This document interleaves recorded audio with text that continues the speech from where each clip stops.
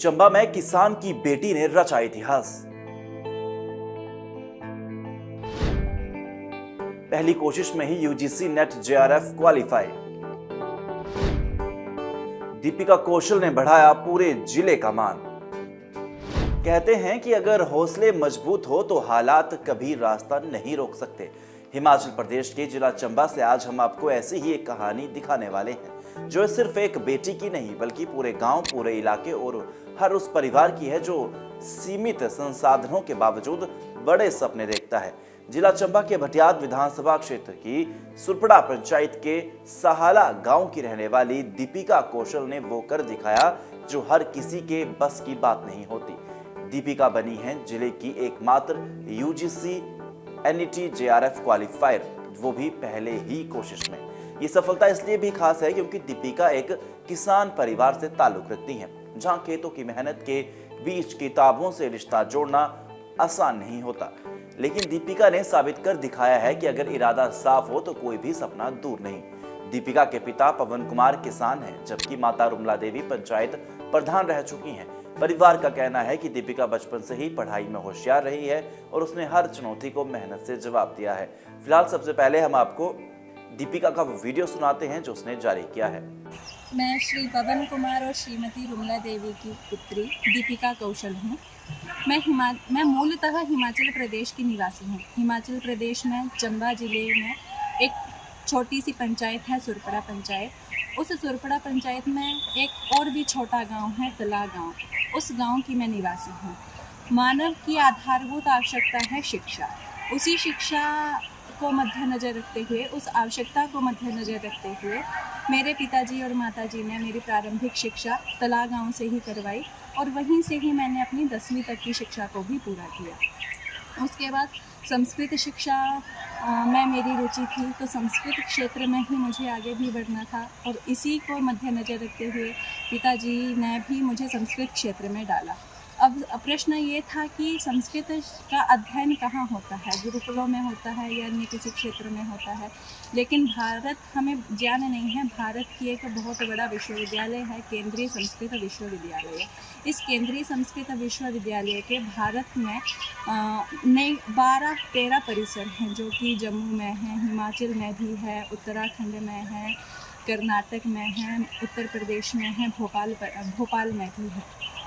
तो हिमाचल प्रदेश में एकमात्र परिसर था केंद्रीय संस्कृत विश्वविद्यालय वेद व्यास परिसर। वहाँ से +1 से लेकर के PhD तक संस्कृत माध्यम से ही अध्ययन कराया जाता है।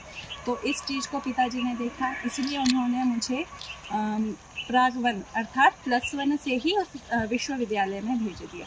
तो +1 से लेकर के +2 किया। +1 +2 को वहाँ पर प्राकशास्त्री और प्राकशास्त्री के नाम से जाना जाता है।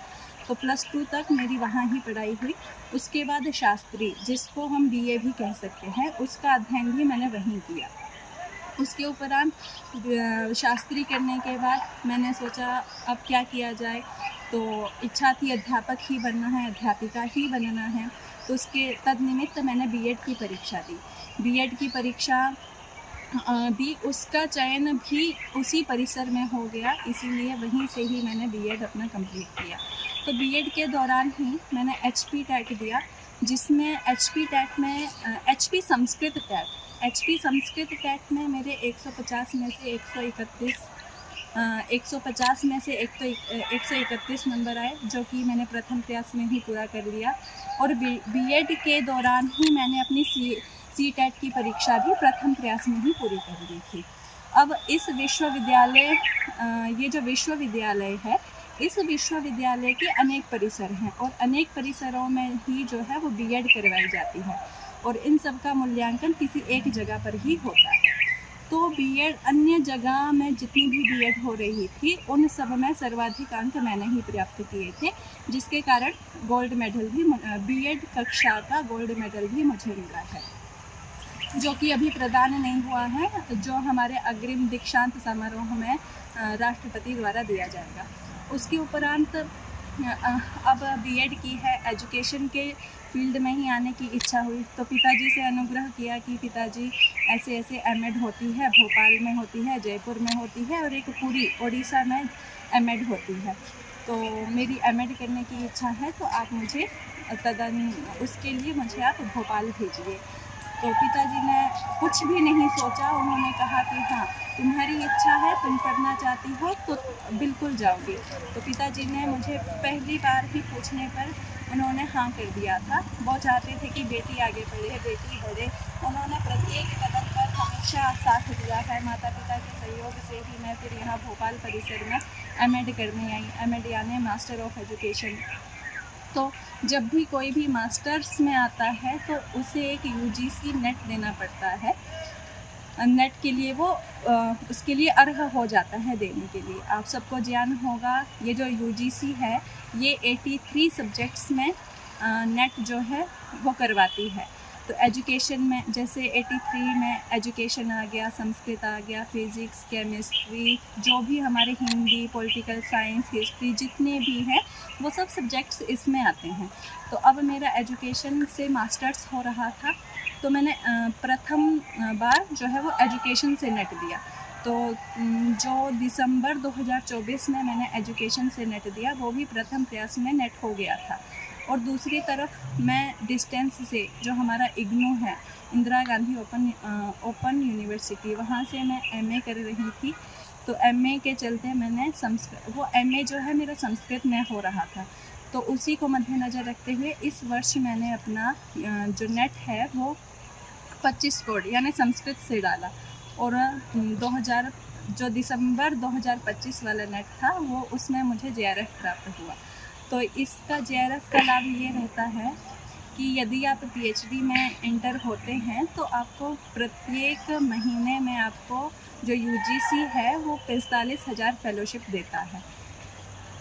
इसका मतलब होता है जूनियर रिसर्च फेलोशिप, यानी जब आप पीएचडी करते हैं, जब आप रिसर्च क्षेत्र में आते हैं तो आपको उसका फेलोशिप दिया जाता है रिसर्च के लिए 45,000। और भारत में ऐसे अनेक छात्र हैं जो इसका फ़ायदा लेते हैं पीएचडी में आकर के। तो हम जो भी छोटे गांव के हैं, जो हम ये सोचते हैं कि वो बच्चा फेलोशिप ले रहा है, मैं नहीं ले सकता हूँ, मैं तो एक छोटे से संकुचित से क्षेत्र से हूँ। लेकिन हम सबको इतने तक ही सीमित नहीं रहना चाहिए। हम जो भी करें सर्वश्रेष्ठ करें। अपने क्षेत्र में हम जो भी कर रहे हैं उसको करने के लिए हम अपनी जी जान लगा दें। तो इस धरती पर ऐसा कोई भी कार्य नहीं है जो असंभव हो सकता है। जो भी क्रिकेटर बनते हैं या जो भी प्रधानमंत्री बनते हैं, जो भी राष्ट्रपति, जो भी बड़े बड़े व्यक्ति बन रहे हैं, वो सब किसी न किसी छोटे क्षेत्र से ही है। यदि वो भी सोचते कि मैं छोटे से क्षेत्र से हूँ, मैं कुछ नहीं कर सकता हूँ, तो शायद आज हमारे पास प्रधानमंत्री नहीं होते, सचिन तेंदुलकर हमारे पास नहीं होते, विराट कोहली जो इतना बड़ा नाम है वो हमारे पास नहीं होता। तो अपने आप को कम ना आंकते हुए हमें हमेशा प्रयासरत रहना चाहिए, परिश्रमरत रहना चाहिए। और सबसे बड़ी बात, प्रभु पर हमेशा विश्वास रखते हुए, माता पिता की बातों को ध्यान में रखते हुए, ये जो भी है, जो भी हम कर रहे हैं माता पिता के लिए कर रहे हैं, इस बात को यदि हम ध्यान में रखेंगे तो हम कभी भी पथ भ्रमित नहीं होंगे। आज का युवा थोड़ा सा पथ भ्रमित हो जाता है, नशे इत्यादि में पड़ जाता है, लेकिन यदि वो सोचे कि मुझे भगवान ने क्यों बनाया है, मैं इस धरती पर क्यों आया हूँ, इन सब बातों को ध्यान में रखते हुए यदि वो चलेगा तो कभी भी पथ भ्रमित नहीं होगा। तो सभी मेरी भाई और बहनों से यही विनती है कि वो सब भी अपनी शिक्षा के क्षेत्र में आगे बढ़े। यदि वो खेल के क्षेत्र में है तो खेल के क्षेत्र में आगे बढ़े और अपने भारत का, अपने ज़िले का ही नहीं, अपने भारत का नाम रोशन करें। जयतु संस्कृतम, जयतु भारतम, जय श्री राम। की बात है कि मेरी बेटी दीपिका कौशल ने नेट विद जेआरएफ की परीक्षा पास की है। मेरी बेटी बचपन में ही पढ़ने में अच्छी रही। एक माँ के लिए ये बहुत ही सौभाग्य की बात है कि उनकी बेटी सपनों को साकार कर रही है। बेटी की इस उपलब्धि पर हमारे गांव में, परिवार में और रिश्तेदारों में खुशी की लहर छाई हुई है। हमारा गांव तलाड़ डागर समोर तहसील सिमता जिला चंबा का स्थायी निवासी हूँ। पिछले कल बड़ा खुशी का दिन रहा। मेरी छोटी बेटिया ने नेट यूजीसी जेआरएफ संस्कृत में निकालकर पूरे भारत में नाम कमाया है। मेरी बेटी जो है वो संस्कृत यूनिवर्सिटी से जो है वो भोपाल में शिक्षा ग्रहण कर रही है। और मैं इसमें धन्यवाद करना चाहूँगा डॉक्टर महेंद्र कुमार शर्मा जी, जो कि गवर्नमेंट हाई स्कूल टुंडी में कार्यरत हैं। उन्हीं के मार्गदर्शन से 10वीं के बाद जो है मैंने अपनी बिटिया को वेद व्यास परिसर गली परागपुर में भेजा था। मेरी दोनों बिटियां वहाँ से संस्कृत यूनिवर्सिटी में जो है वो शिक्षा ग्रहण की। बड़ी बेटी ने भी गली परागपुर में जो है शिक्षा ग्रहण करके इस वक्त पिछले साल से नेट क्वालिफाई करके पिछले साल से वो पीएचडी कर रही है। तो मैं समाज को एक संदेश देना चाहता हूँ कि कई लोग बेटियों को घर में +2 के बाद नहीं भेजते हैं। तो मेरा सभी से निवेदन है कि बेटी पढ़ाओ, बेटी को आगे बढ़ाओ, बेटी ही बेटे के समान होती है।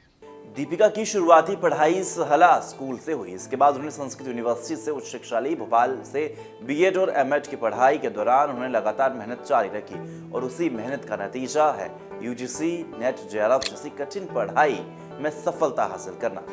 दीपिका ने कहा, मैं अपने माता पिता और शिक्षकों का धन्यवाद करती हूं कि मेरा सपना प्रोफेसर बनकर शिक्षा के क्षेत्र में योगदान देना है। दीपिका कौशल की यह सफलता सिर्फ एक परीक्षा पास करने की कहानी नहीं, बल्कि ये उन लाखों ग्रामीणों की बेटियों के लिए संदेश है जो बड़े सपने देखती हैं। सहला गांव से निकली दीपिका आज पूरे जिले के लिए प्रेरणा बन चुकी है। हौसले हों तो गांव की बेटी भी देश का भविष्य गढ़ सकती है। आप सभी का इस वीडियो को लेकर क्या कुछ कहना है, हमें कमेंट सेक्शन में अपनी प्रतिक्रिया जरूर बताइए। वीडियो इन्फॉर्मेटिव लगा हो तो वीडियो को लाइक कीजिएगा, पेज पर नए हो तो पेज को जरूर फॉलो कीजिए। ऐसे ही देश में तमाम महत्वपूर्ण खबरों को देखने के लिए देखते रहिए दैनिक सवेरा हिमाचल। नमस्कार।